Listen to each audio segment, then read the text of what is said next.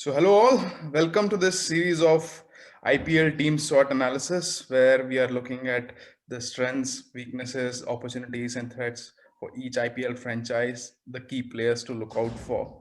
And in this series, we will start with last season's winner, Mumbai Indians.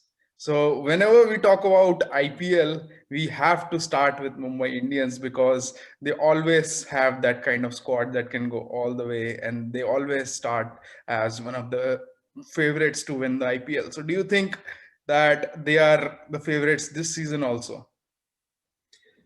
Hello, Deep. Thanks for inviting me again. So, yes, coming back to IPL, the IPL fun is going to start in a week's time. And quintessentially, MI always starts as favorite, right? So, while I was trying to do my analysis, that was one team where I didn't even have to look at the squad and I could name my 11 without even trying to verify who would be there in that 20 or 21.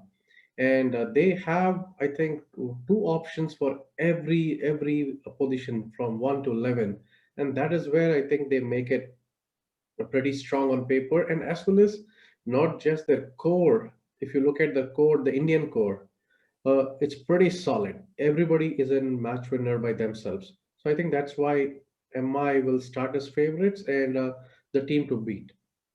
Yes. So, if you have to pick or point out two key strengths of Mumbai Indians, so what would those two key strengths be? Their Indian core for sure, and very well supplemented by their four overseas squads as well. They pick their squads pretty much with a balance, I think, at the picture. So I think they got their squad right, and that is their biggest number one strength. And number two is that if I count anywhere from 1 to 11, everybody is a match winner in their own right. And QDK, Quinton de Kock fails, Rohit fails, you have Ishan Surya, Hardik, Krunal who can make it up. So in a T20, in my opinion, for every game, you need only two batters to click and two bowlers to click. And they have that in their arsenal that any given day, 14 games, they can get those four players out of this 11. In my opinion, these are their two biggest strengths and their replacements. So you go for this year, Adam Millen in the NCN, Colton Isle. Bolt goes away, Jansen comes in. I mean, Jansen is still unknown, but they have a like-to-like replacement. Kieran Pollard goes away, Nisham is there as a backfill. So they have a pretty strong core. And even if you look at Indian spinners, you have Chahar goes away. They have added a very smart buy of Piyush Chawla. So they have their bases very well covered. So they are injury proof, if I can call that. Right, right. So, as you nicely pointed out, their key strengths lie in their Indian core, and they have so many match winners at each position, and they have brilliant backups in their squad. When we talk about the weaknesses of Mumbai Indians, it's very hard to find the weaknesses of Mumbai Indians.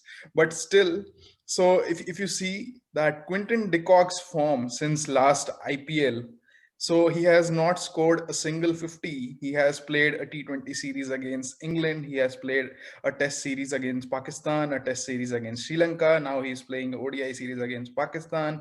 So he has not scored a single 50. And in the T20 series against England, Chris Jordan got his wicket all the three times. So do you think Quinton de Kock's form will be a concern for Mumbai Indians? Uh, yes, it is definitely a concern. QDK is a form player, and he tries to. Um, he's a natural stroke player, so there will be chances that he will get out pretty soon. But it's like one innings away, he might get back to form. But that's definitely an area of concern. But more importantly, the way I'm seeing it, except for Bangalore, so they are going to play 14 games out of Mumbai this time, not in Mumbai, I mean, out of which five in Chennai, four in Delhi, and two in Calcutta. And all these three wickets are uh, Chennai and Delhi for sure. They will be on the slower side. Bangalore will be a belter. Kolkata, some seasons under Gautam Gambhir, they have produced pretty quick wickets, and some seasons it has been slow. But where I'm going with that is this is one batting unit which everybody is a stroke maker. Everybody likes bat on the ball. So the slowish nature of the pitches, uh, that is going to be a challenge in my opinion. That is I wouldn't say a squad weakness, but generally because of the nature of the pitches, I'm not too sure if this team is a great what should I call it, not spin but ball stopping and coming onto the bat sort of a team. So that is where one area where they might be called off. Yes. And do you think that their spin bowling attack is sufficient enough to win them matches on Chennai tracks where they have to play the first three games against RCB, KKR, and Sunrisers? Very good point. And Krunal Pandya, you just saw him getting butchered by Ben Stokes. I mean, there will be definitely a downgrade for, I shouldn't should say that a lot of people might take offense to that, but coming from international level to IPL, there is definitely one step below the international level. So Krunal Pandya will still pass through the gate probably in IPL and Chahar as well. But yes, that's an area of concern, not just in the spin department, but they will be missing somebody like, say, Bravo, who bowls for Chennai, who can bowl those cutters. And if you look at their first 11, with Bolt, Bumrah, and either Coulter-Nile or Milne, whomsoever comes in, they're all express quicks. And sometimes it's slow pitches, and if you try to bowl faster, it's bad ball is going to come on the bat pretty easy. So they lack that crafty bowler, and along with spin, that is the only area of their weakness. Right. So now coming on to the opportunities. So do you think that with the T20 World Cup around the corner, so there is opportunity for someone like Dhawal Kulkarni with his recent form and the kind of games Mumbai is playing this season, or for someone like an unknown talent, Marco Jensen or some other player? If I were the franchise owner, I wouldn't do that. T20 internationals are different. IPL is a franchise tournament, and I'm being paid, and this is a more professionally run tournament with the focus of winning IPL. I'm not going to be worried about creating a team for T20. And knowing very well next year it's going to be the mega IPL auction, and I don't even want to. Why would I spend time trying to groom people when I don't even know whether I'll be retaining them next year? So, in my opinion, they should not and they will not, and they have been shrewd businessmen in the past, and I don't expect they're dishing out any freebies for any of the squad members, thinking keeping future in mind. Now, this is a tournament for them to win, and they will go with that mindset. Right. And then if Hardik doesn't bowl for Mumbai Indians in IPL, so do you think there is opportunity for someone like Jimmy Neesham to be included in the playing 11?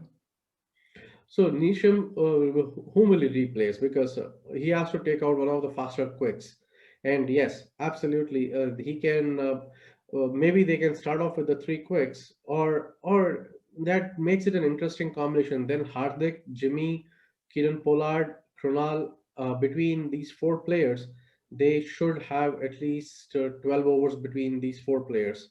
So if they are able to squeeze out 10 to 12 overs between these four players, then you have Chahar, Bolt, and Bumrah who can get the other 10 overs between them. So they can be easily balanced. So if the nature of the pitch is on the slower side, they can sacrifice maybe a Milne or NCN not playing in the beginning and trying out Jimmy in their place. It will make their batting order even more explosive, but it will probably give them somebody who can bowl the slow cutters as well. So that's an option that they should try in Chennai to begin with. They have 5 games in Chennai, so I think that it will give them ample chance to experiment with that. Right. So let's come to the threats. So as such, we don't see that many threats to Mumbai Indians because they have brilliant backups for each position. But do you see that somewhere Surya Kumar Yadav's role becomes very crucial for Mumbai Indians in this particular season because he's the one who can control the game on these slow tracks? Oh, yes. I mean, not from a controlling standpoint, but you're right. If you look at their softer areas, if I can call it, are there number three and number four, where Ishan Kishan and Surya Kumar Yadav come in. Admittedly, if you cut out the hype part of it, it has been only the last 1 year where they have developed into an explosive number three and number four options. And they are still not tested in quality spinning conditions. And if you have a quality spinner and on slow surfaces, they can get, I think, caught out. But I think those are the two areas where two areas are the middle order, where I think the opponents will go pretty hard. And uh, if you get all those the slower cutter bowlers and spinners in, and it will be very interesting to see if they can get going. So currently their biggest strength is that they can start striking off from ball one, and if you contain three or four balls against any of the middle orders, then that is where the frustration starts creeping in. Maybe except somebody like Kiran Pollard, who doesn't really care whether, so except for him, everybody else are those players who want to get at least a boundary in their first three, four balls. And if they don't get it, I think that's where the opposition will try to target them. And that's where the frustration will start kicking in my opinion. Right. So let's come to the prediction segment. So who do you think will score highest runs for Mumbai this season?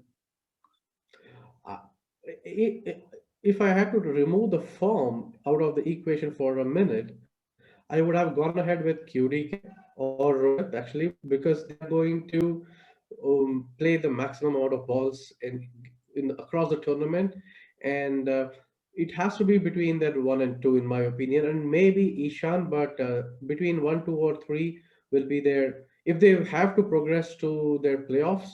Their one, two, or three, one of them has to be in that. So I'll go with. Uh, Let me place my guess in at least Rohit for this time, because I think he is due a a big score. I believe he'll make it up in the season for Mumbai. Right. And what about the purple cap? They have three brilliant quicks. But do you think a spinner will be a highest wicket taker for Mumbai? So when I saw your message, I was trying to scratch my head, and I'm Bolt is somebody is in very, if he plays, it's a caveat. If he plays all 14 games in the league games, I am sure that he will end up being the highest wicket taker. He has this knack of picking wickets at the beginning, so I am and we are talking about one or two wickets in the power play. That's it, and maybe one wicket, 1.5 wickets on an average per game is what will eventually put you there or thereabouts. And Bumrah, in my opinion, is going to play the more containing game or the attacking. So they will go all out attack with Bolt if he's opening. I mean, he will definitely open. So with that, I let me go. And if Bolt plays 14 games, I think Bolt stands a very good chance of being in that. And otherwise, if he doesn't play all 14 games, then I will go with Bumrah, not a spinner. Okay, okay. That's an interesting take. And your MVP for Mumbai Indians, the most valuable player. Oh, this is the toughie. Most valuable player. In the interest of time, let me. mm, this is a season bit for, I think, uh, for Surya to show his skills as finisher, and a lot will ride on Surya's capabilities in the middle order. If he performs well, if Mumbai has to perform well, then Surya needs to step up. So I will go with Surya and Hardik. That four and five is going to be their most crucial positions for this year. So yeah, one between one of them. Yes, yes. I think if Hardik bowls, he's definitely going to be the MVP this season for MI. And now talking about the emerging player, do you see a youngster getting into this squad or getting into the playing 11? I'll be very interested in looking at Marco Jansen. A lot has been spoken about him, and everybody feels, whomsoever has spoken about him so far has given exceptional opinion about him. So that is one player I am personally wanting to watch, and I've seen some clippets of him in YouTube. He's not a tear away quick yet, but he's pretty young, and if he adds some muzzle, I believe he will be a potent threat going forward. But yes, very much interested in Marco Jansen. Yeah, same here. I am also very excited about him. So, what's your points table prediction for Mumbai Indians this season? Definitely in the top four. I don't see, unless a catastrophe hits them, I don't see them coming out of top four. They will be in top four for sure, and only because of the slow nature of the pitches that they will be playing in, I they will be in top four. They may not top the table this time. They will maybe two, three, four is where max. If they play it right, two at the best, or I'm thinking three or four. Yes. Okay. Okay.